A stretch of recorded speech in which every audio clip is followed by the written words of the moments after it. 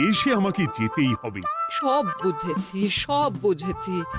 আপনার আমাকে অসহ্য লাগছে, তাই আপনি বিদেশে যাচ্ছেন, তাই তো? তুমি আমায় ভুল বুঝছো। রাজ্য চালাতে অর্থের প্রয়োজন আছে। কেন, এতদিন রাজ্য বুঝি চলছিল না? এতদিন যেভাবে চলছিল সেভাবেই চলবে। সময় পাল্টাচ্ছে। এখন শুধু সিংহাসনে বসে থাকলেই চলে না, দেশ বিদেশ ঘুরে দেখতে হবে কিভাবে রাজ্যের উন্নতি হয়, লাভ হয়, সেই নিয়ে নতুন করে ভাবতে হবে। তার মানে আপনি ঠিক করে নিয়েছেন আপনি যাবেন, তাই তো? হ্যাঁ। আর যতদিন আপনি না থাকবেন এখানে কি হবে ভেবে দেখেছেন মহারাজ? কে সামলাবে সব?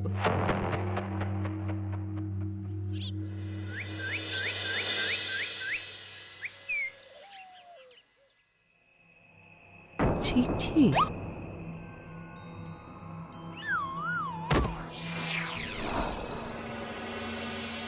আমি অনেক ভেবে দেখলাম, আসলে এসব সিংহাসন, ক্ষমতা, প্রতিপত্তি অর্জন করা আর রক্ষা করার জটিলতার চেয়ে বাকি জীবনটা শান্তির সাথে বনে কাটিয়ে দেওয়াই ভালো। বলছি সবই তো বুঝলাম, কিন্তু এই শান্তিটা কে?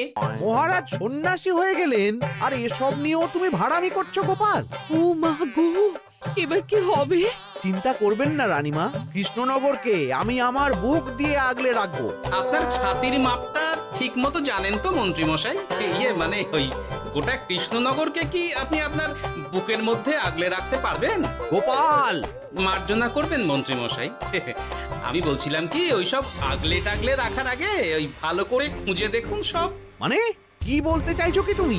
মহারাজকে খুঁজে বার করুন মন্ত্রী মশাই, লোক পাঠান। তিনি হয়তো এখনো বেশি দূর যেতে পারেননি।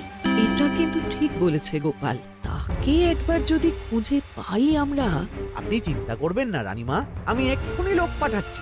আর গোপাল, রানীমাকে বিশ্রাম নিতে দাও। যাও এখন, যত সব।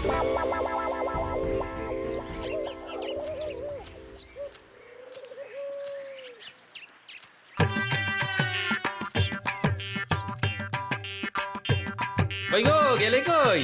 এক ঘটি জল দাও দেখি। ওই জলই খেতে হবে, শুধু জল। ঘরে এক দানাও চাল নেই। যদি বাজারে না গেলে আজ হরি মটন। রাজ্যে রাজা নেই আর তুমি ঘরে চাল নেই বলে চিল্লামিল্লি করছো, চত্ব সব। ও মা গো, মহারাজ রাজ্যে নেই তো গেলেন কই? হ্যাঁ, বনবাসে। সে কি গো, এবার কি হবে তাহলে? কপালে যা লেখা আছে তাই হবে, আর কি। এই তোমার চাকরিখানা থাকবে তো? হ্যাঁ? না থাকলে বাটি হাতে বেরোবো, চিন্তা কি?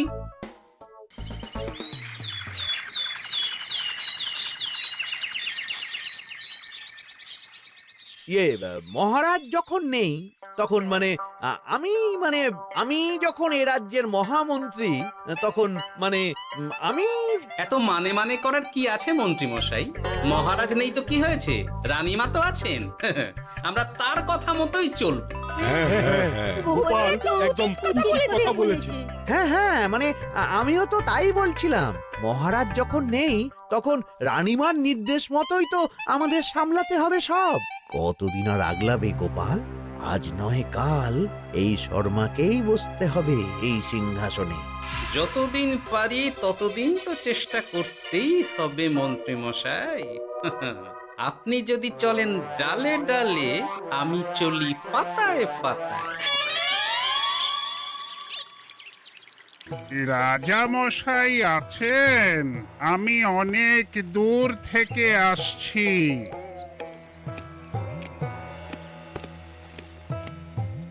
মন্ত্রীমশাই, একজন সাধু এসেছেন রাজামশাইয়ের সঙ্গে দেখা করতে। বলছেন অনেক দূর থেকে এসেছেন। জানো না মহারাজ এখন নেই? যাও, চলে যেতে বলো ওকে। মহারাজ নিরুদ্দেশ।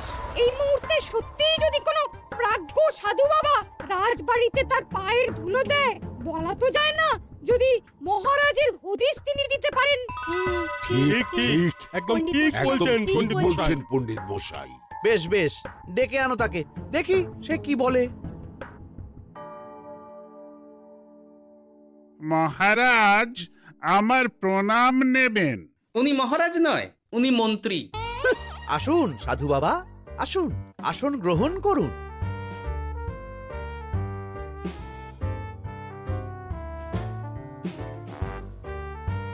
কি করলেন সাধু বাবা?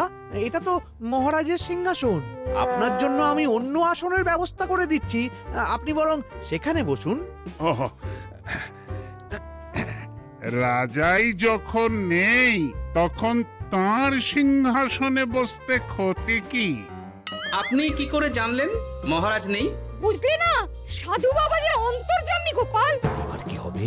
উনি যদি বলে দেন মহারাজ কোথায় আছেন, তাহলে তো আমার আর বাবা, পণ্ডিত মশাই আগেই ওরকম হামলে পড়বেন না।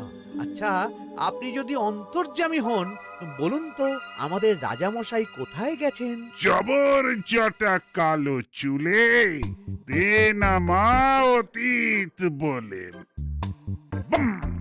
মহারাজ বনবাসে গেছেন। এটা যখন বলেছেন সাধু বাবা, তাহলে মহারাজ এখন কোথায় আছেন সেটাও নিশ্চয়ই আপনি বলে দিতে পারবেন। গোপাল, সব বিষয়ে নাক গলিও না তো তুমি।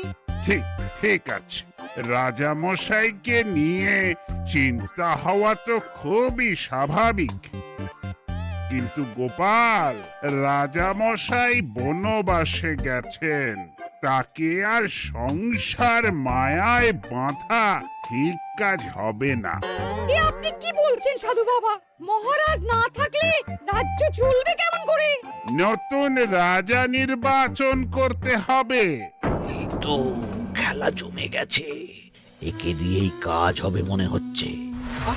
সাধু বাবা, এসব নিয়ে নয় পরে আলোচনা করা যাবে। এই কে আছো?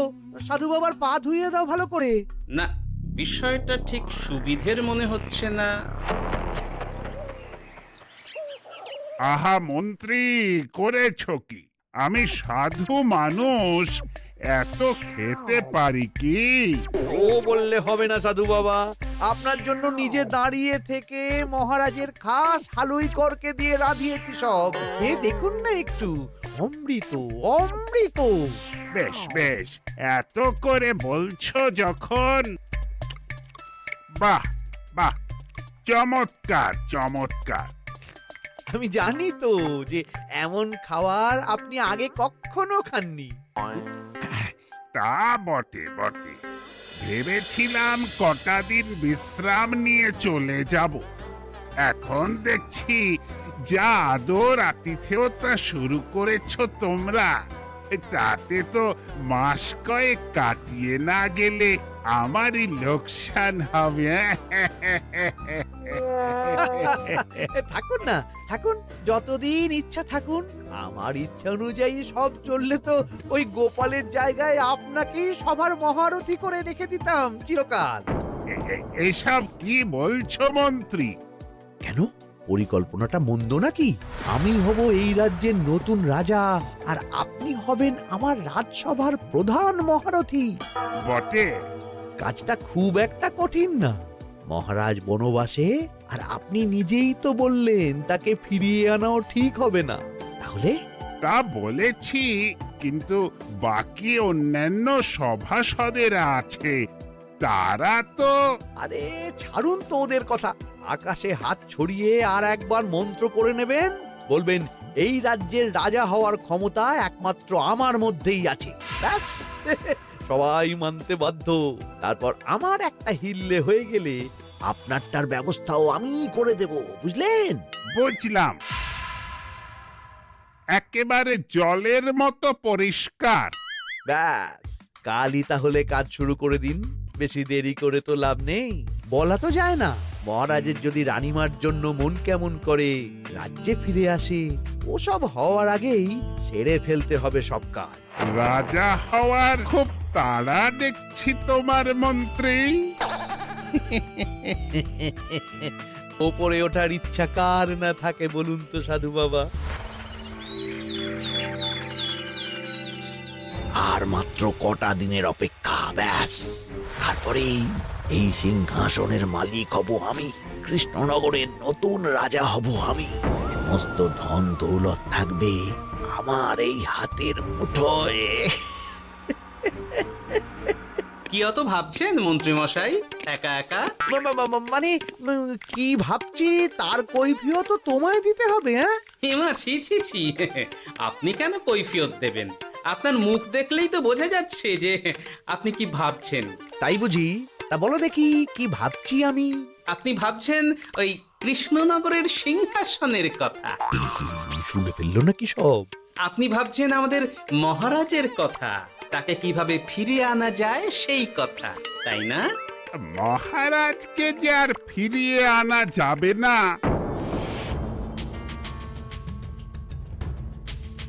সে কথা তো আগেই বলেছি। তাই যদি হয় সাধু বাবা, আপনি এর একটা কিছু বিহিত করুন, না হলে রাজা ছাড়া রাজ্য। ঠিক বলেছ, রাজা রাজ্য, নুন ছাড়া তরকারি, আলো ছাড়া দিন, জল ছাড়া জীবনের মতো।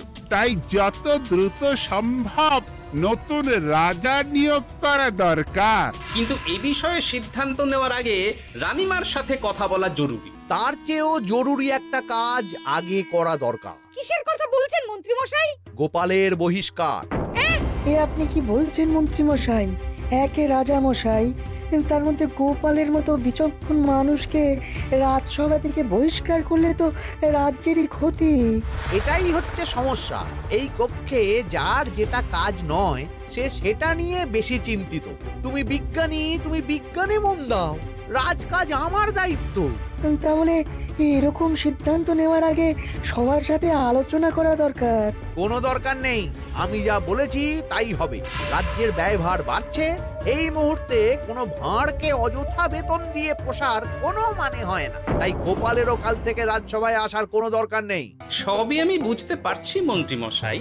বেশ, আপনি যখন বলছেন, এই আমার শেষ দিন রাজসভায়, চলি সবাই, ভালো থাকবেন।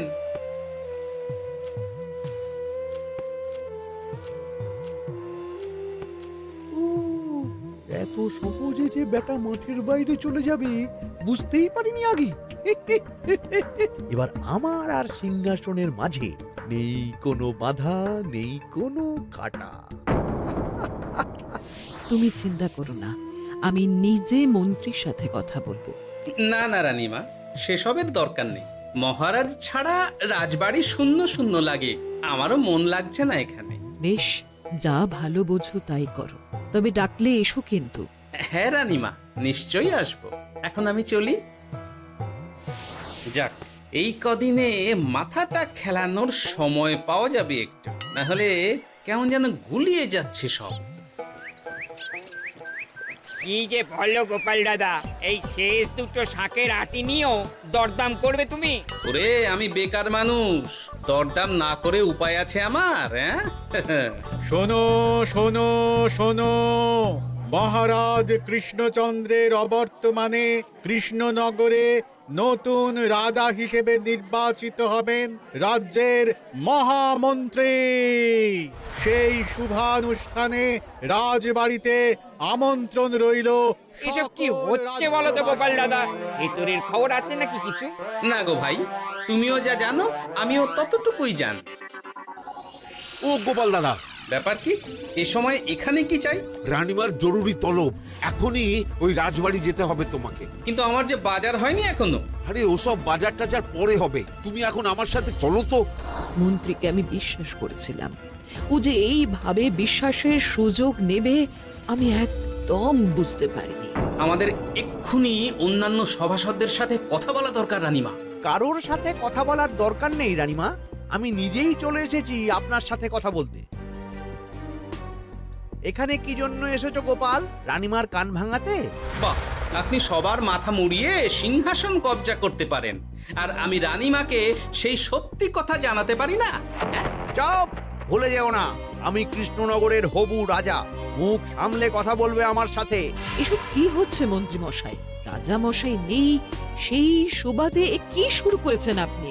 আমায় আপনি ভুল বুঝবেন না রানীমা, আমার হয়ে যা বলার সাধু বাবাই আপনাকে বুঝিয়ে বলবে সব। উনি আর কি বোঝাবেন? কতদিন এসেছেন উনি, কি জানেন এই রাজ্যের বিষয়ে?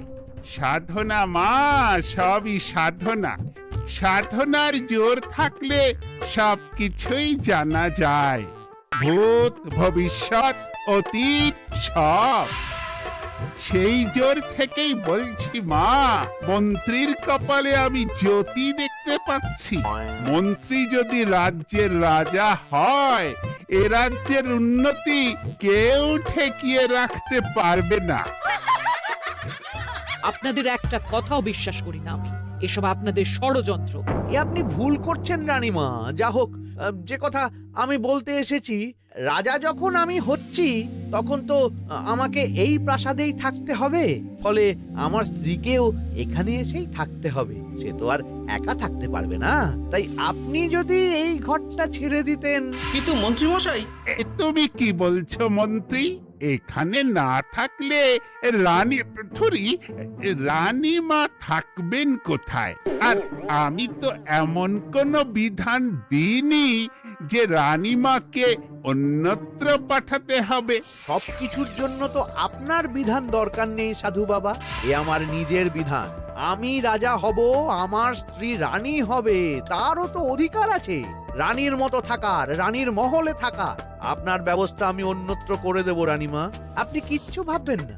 হাজার হোক আপনি আমাদের প্রাক্তন মহারাজের স্ত্রী বলে কথা। কি বলো গোপাল?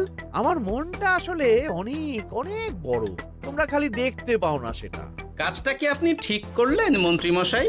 শোনো গোপাল, আমাকে ঠিক ভুল বোঝাতে এসো না তুমি, বরং কাল সময় মতো চলে এসো। কৃষ্ণনগরের নতুন রাজার রাজ্যাভিষেকের জন্য মহাভোজের আয়োজন হবে। যতদিন পাচ্ছ খেয়ে নাও পেট ভরে।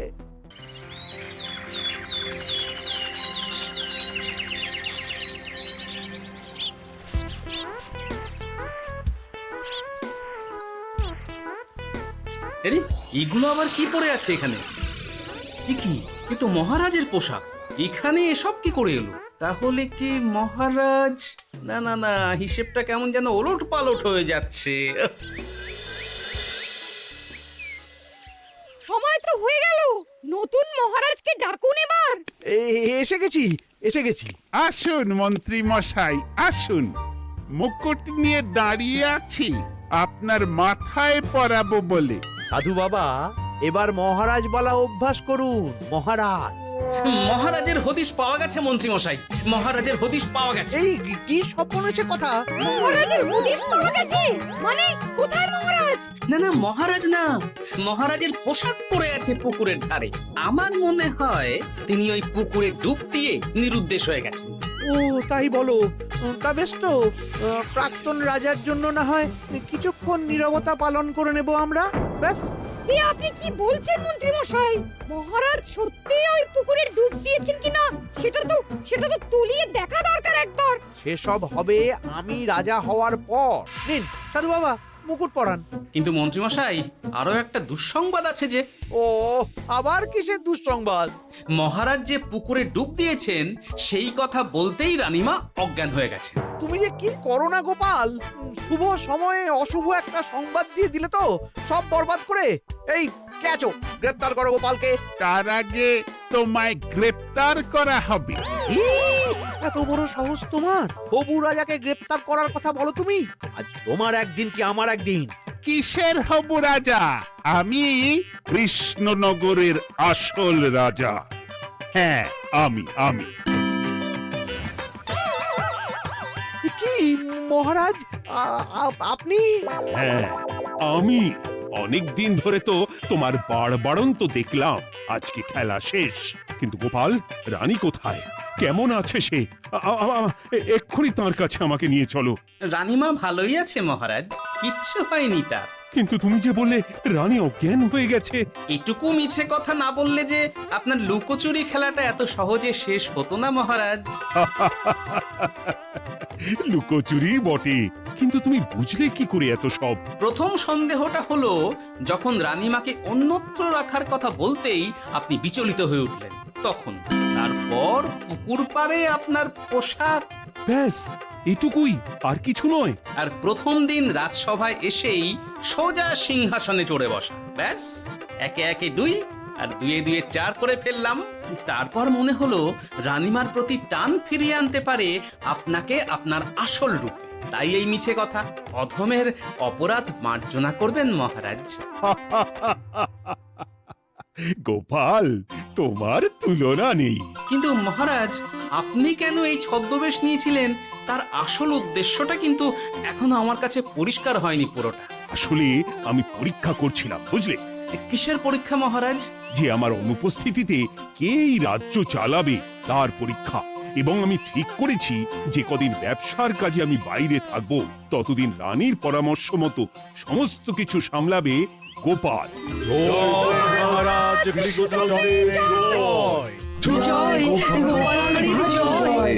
আর আমি মহারাজ? তুমি থাকবে পেয়াদা।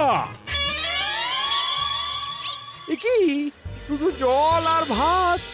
আগেই বলেছিলাম বেশি বেরো না, বেরো না, রাজা হবেন। এখন খাও খাও, জল ভাত খাও।